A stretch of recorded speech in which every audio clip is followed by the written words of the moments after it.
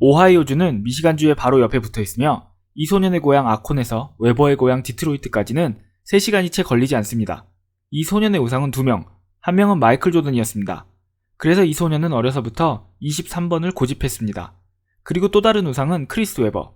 크리스 웨버가 미시간의 자랑이었던 것처럼 자신도 오하이오의 자랑이고 싶었습니다.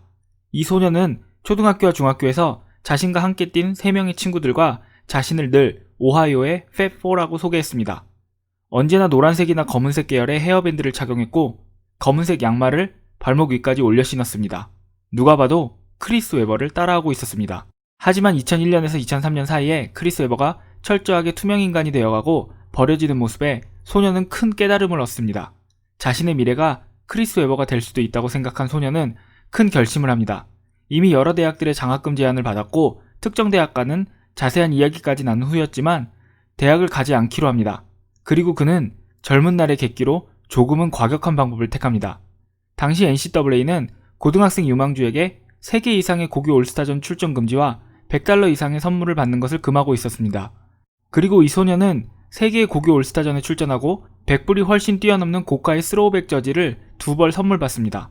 NCAA는 이 사실을 알고 격분하지만 선택을 해야 했습니다. 미시간 대학 스캔들로 떠들썩한 이때 이 선수에게 다시 특혜를 주느냐 아니면 자신들이 정한 룰을 따르느냐 그 둘 중 하나를 택해야만 했습니다. 매직이 미시간에서 유명했고 웨버가 북미에서 모르는 사람이 없었다면 이 소년은 전 세계가 알고 있는 소년이었습니다. 그리고 이 소년의 입학은 NCAA와 오하이오에 있는 대학이 천문학적인 돈을 지출 없이 벌 수 있다는 것을 의미했습니다. 하지만 웨버에게만 엄격하고 이 소년을 봐준다면 돌아올 비난 또한 감수해야 했습니다. 결국 NCAA는 이 소년의 대학 입학 자격을 박탈하고 이 소년은 NBA 드래프트에 나와 고향팀 클리블랜드에 지명됩니다. 다들 눈치채셨죠? 웨버가 되고 싶었던, 하지만 버려진 웨버를 보고 대학을 포기한 이 소년의 이름은 르브론 제임스입니다.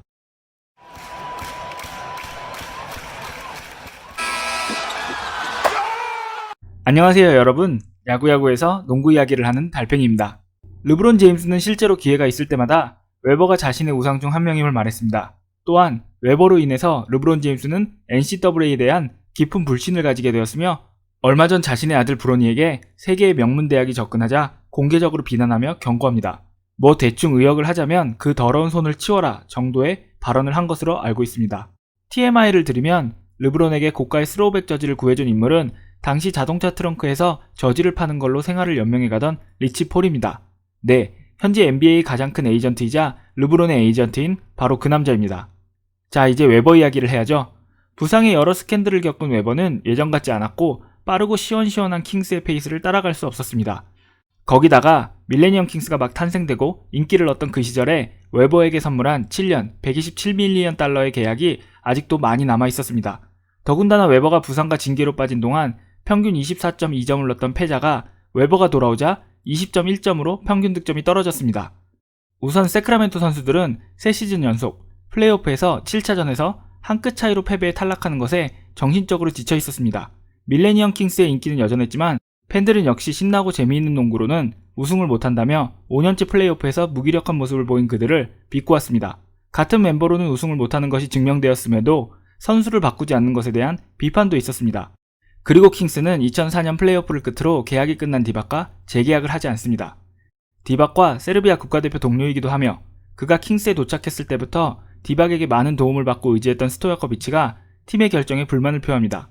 그리고 웨버는 인터뷰를 통해서 킹스가 결국 우승을 못한 거는 선수들이 강하지 못함이며 특히 몇몇 선수들은 예쁘게만 농구를 하지 말고 더 열심히 해야 한다는 내용의 인터뷰를 합니다. 그리고 이 인터뷰를 들은 스토야코비치는 더욱 분노합니다. 사실 킹스는 팀의 무게를 20대 중반을 넘어 전성기를 향해 가고 있던 마이크 비비, 브래드 밀러, 페자 스토야코비치에게 옮기고 있었으며 03-04 시즌 득점 2위, MVP 투표 4위에 오른 페자를 놓치고 싶지 않았습니다. 더군다나 페자는 NBA에서 유명한 착한 계약을 가지고 있던 선수였고 웨버는 7년 계약이 아직 절반도 넘게 남아있었습니다. 웨버는 나름 킹스에서 생활이 좋았지만 스몰 마켓인 세크라멘토는 웨버로 인해서 하루가 멀다 하고 언론의 입에 오르내리는 것도 지쳐있었고 앞으로 비비와 스토야코비치를 잡으려면 어딘가에서는 지출을 줄여야만 했습니다. 그리고 여기서 필라델피아가 관심을 표합니다.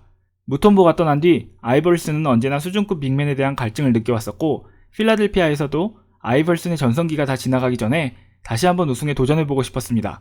트레이드는 성사되었고 웨버를 얻은 필라델피아는 카일 코버, 아이벌슨, 이고달라, 크리스 웨버, 그리고 유망주 달렌 베어까지 꽤 강해 보이는 라인업을 완성시켰지만 각자의 개성이 너무 강했고 레리 브라운처럼 강력한 카리스마가 있는 감독이 없었습니다. 이 필라델피아는 정말 이 멤버로 잘도 말아먹었다 싶을 정도로 놀라운 성적을 기록합니다. 물론 나쁜 의미로요. 심지어 이 당시 필라델피아의 벤치에는 맷 바른스와 루일까지 있었으니 변명의 여지조차 없는 로스터였습니다. 많은 사람들의 우려보다 웨버와 아이벌슨은 잘 지냈습니다. 아니, 너무 잘 지내서 문제였습니다. 마치 웨버와 주한 하워드 같았으니까요. 둘은 종종 시합이나 연습을 같이 빼먹기도 했으며 2006년 마지막 홈경기에서 같이 나타나지 않았습니다. 둘은 NBA와 필라델피아로부터 벌금을 부과받고 공개 사과를 해야 했습니다. 서로 싸울까 우려했던 필라델피아로서는 이제는 너무 잘 지내서 걱정이 커지는 이상한 상황을 경험해야만 했습니다. 몸이 예전 같지 않은 웨버는 잦은 부상을 호소했고 아이벌슨과 웨버로 스트레스가 심해진 필라델피아는 결국 웨버의 남은 계약을 모두 떠안은 채로 그를 방출합니다. 부상에도 웨버는 인기가 많았습니다. 일단 필라델피아가 남은 2년의 연봉 36.6 밀리언 달러를 모두 지불해야 하는 상황이었기 때문에 남은 팀들은 60만 불 정도의 최소 금액만 지불하면 웨버를 데려올 수 있었기 때문입니다. 아무리 부상이 심해졌다고 해도 예전에 웨버가 아니라고 해도 올스타급 재능을 가진 선수를 60만 불에 데려올 수 있다는 유혹에 많은 팀들이 웨버에게 접근했습니다. 그 중에는 레이커스와 같은 팀도 있었다고 하는데요. 여기서 웨버는 디트로이트행을 택합니다. 돌아 결국 다시 고향으로 돌아오기까지 무려 14년이 걸렸습니다. 그리고 웨버는 원래 계획대로라면 데뷔를 했어야 하는 곳에 만신창이가 되어서 돌아옵니다. 디트로이트와 미시간주는 웨버를 따뜻하게 품어줍니다. 사실 미시간의 농구 팬들은 한때는 웨버를 많이 미워했지만 14년이 흘러서 많은 오해가 풀린 지금은 다들 웨버에게 마음의 빚을 하나씩 지고 있었습니다. 크리스 웨버의 이름이 불리고 그가 코트로 들어오자 오번힐의 관중들은 모두 일어나 기립박수로 그를 맞이합니다. 크리스 웨버는 제한적인 시간만 출장했지만 그래도 주전으로 뛰며 팀이 동부 파이널에 진출하는 것을 도왔고 여기서 소년 시절 그를 동경했던 르브론 제임스와 플레이오프에서 처음으로 만나게 됩니다. 그리고 르브론의 활약으로 4대2 클리블랜드가 시리즈 승리를 따냅니다. 사람들은 역시나 웨버는 우승을 못하는 저주에 걸렸다며 다시금 그를 비아냥댑니다. 시즌이 끝나자 디트로이트는 그에게 재계약을 제시하지 않았고 그는 다시 자유계약 선수가 됩니다. 그리고 여전히 필라델피아가 연봉을 내주는 그를 찾는 팀은 많았고 웨버는 자신의 첫 팀인 워리어스와 계약을 합니다. 이 당시 워리어스에는 돈 넬슨 감독이 다시 돌아와 있었습니다. 워리어스는 돈 넬슨의 닭공농구 DNA를 제대로 전수받은 팀이었으며 베런 데이비스, 제이슨 리처슨, 몬타 앨리스, 알 해링턴 등이 이끄는 공만 잡으면 무조건 뛰는 그런 시원한 농구로 인기를 끌고 있었습니다. 웨버 영입 기사가 나자 베런 데이비스는 그 길로 감독 사무실로 뛰어가서 돈 넬슨 감독에게 반대 의사를 표현했다고 합니다. 그는 돈 넬슨 감독에게 그렇게 배신당하고도 또 그를 데리고 오냐고 하면서 따졌고 돈 넬슨이 무슨 말을 했는지는 알려지지 않았습니다. 당시 워리어스의 런앤건을 보신 분들은 알겠지만 그들이 하는 농구는 이미 30대 중반에 접어들고 무릎이 망가진 웨버가 따라갈 수 없는 템포였습니다. 웨버의 말에 따르면 너무나 고통스러웠던 재활을 끝내고 2008년 2월에 팀에 복귀한 웨버는 9경기를 뛰고 2008년 3월 2일 포틀랜드전에서 주전으로 출전해 8분을 뛴 뒤 쓰러집니다. 그렇게 파란만장했던 웨버의 선수 생활은 이렇게 끝이 납니다. 웨버는 3월 25일 공식적인 은퇴를 발표합니다.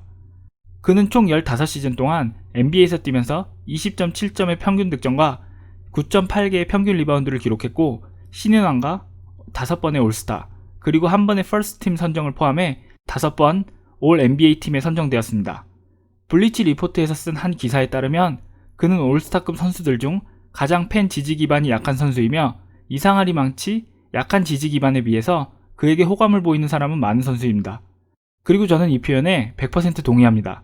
2008년 은퇴 뒤 그는 바로 TNT에서 농구 해설을 맡았으며 여러 영화와 TV쇼에 출연합니다. 잘생기고 훤칠한 웨버는 여전히 인기가 좋았습니다. 마이클 조던의 더 라스트 댄스가 나오기 전까지 가장 흥행했다는 다큐멘터리 더 팻 5가 2011년 공개됩니다. 20년이 지났어도 이 다큐멘터리가 공개되자 전 미국이 들썩입니다. 첫 프리미어 당시 274만 명이 시청하면서 스포츠 중계가 아닌 ESPN 프로그램 중 가장 높은 역대 시청률을 기록했으며 2011년 NCAA 토너먼트 중에는 1100만 명이 팻5를 다시 보기 등을 통해서 재시청했다 대답했습니다. 관련 인물 거의 모두가 등장해 인터뷰를 한 가운데 웨버는 등장하지 않았는데요. 알려진 바에 따르면 웨버는 출연하기로 약속을 했다가 현장에서 1993년 결승전 타임아웃에 대한 질문이 나오자 대답하기를 거부했다고 합니다. 그리고 그는 이 다큐멘터리에서 빠졌습니다.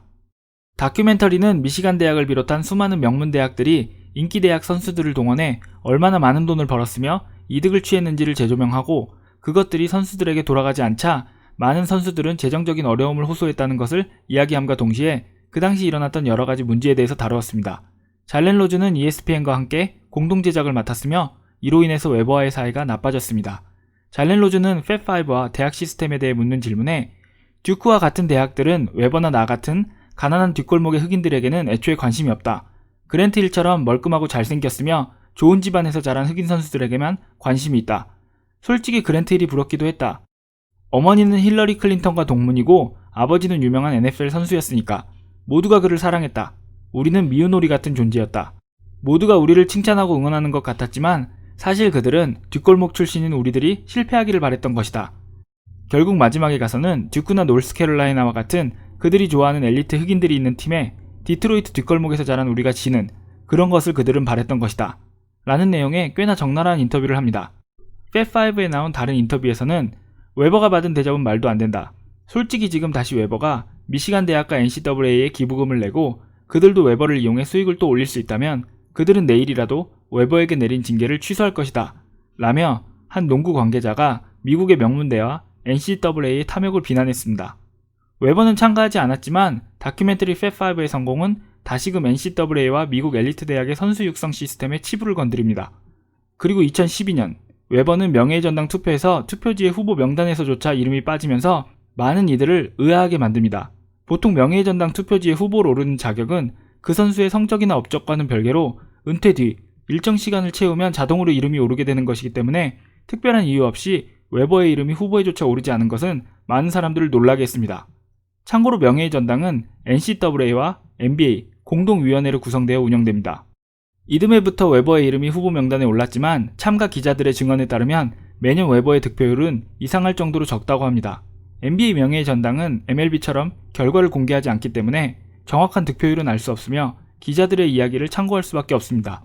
북미에서 웨버를 지지하는 기자들의 절반은 미국 농구계가 웨버에게 빚을 졌다는 입장이고 나머지 반은 웨버가 최고의 선수들과 비교하면 당연히 못 가지만 지금까지 입성한 선수들의 면면을 봤을 때 웨버보다 못한 선수들도 많기에 충분히 자격이 된다입니다. 멀리 가지 않아도 잘렌 로즈가 저격한 그랜트 힐은 2018년 명예의 전당에 선수로서 헌액됩니다.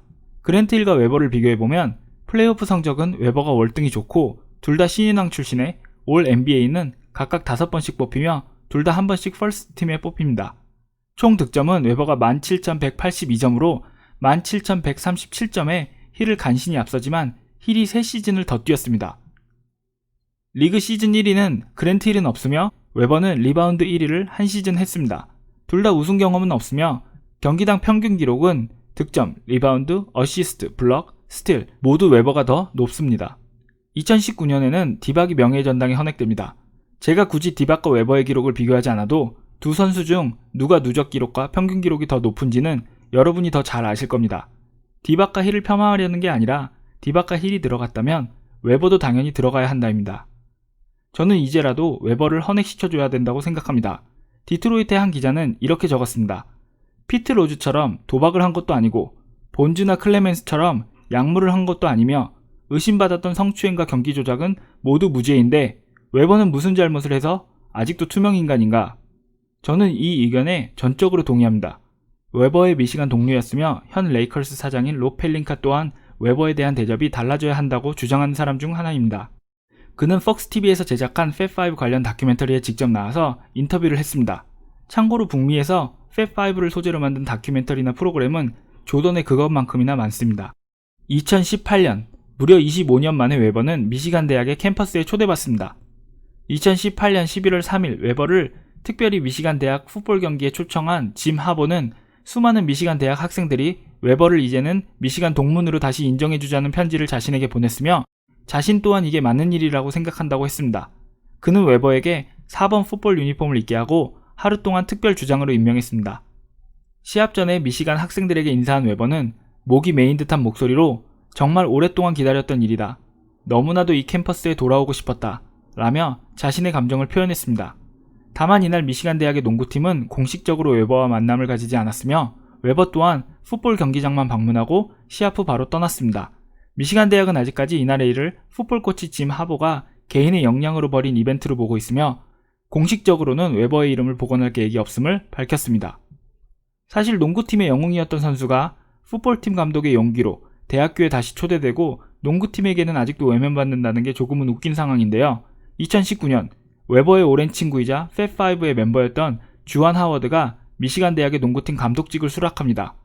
현재 많은 웨버 지지자들은 주안 하워드가 미시간 대학 감독으로서 이루어야 하는 업적이 비단 NCAA 우승에만 있는 것이 아니라 그의 오랜 직위인 웨버의 이름이 다시 미시간 대학에서 불려질 수 있도록 그의 명예를 회복시키는데 미시간 대학의 농구 감독으로서 힘을 써야 한다고 생각합니다. 과연 그는 짐 하버 감독처럼 용기 있는 결정을 할 수 있을까요? 여러분은 어떻게 생각하시나요? 여러분, 드디어 웨버 편이 끝났습니다. 재미있으셨길 바라면서 다음부터는 조금 더 짧은 이야기들로 찾아오겠습니다. 시청해주셔서 감사합니다.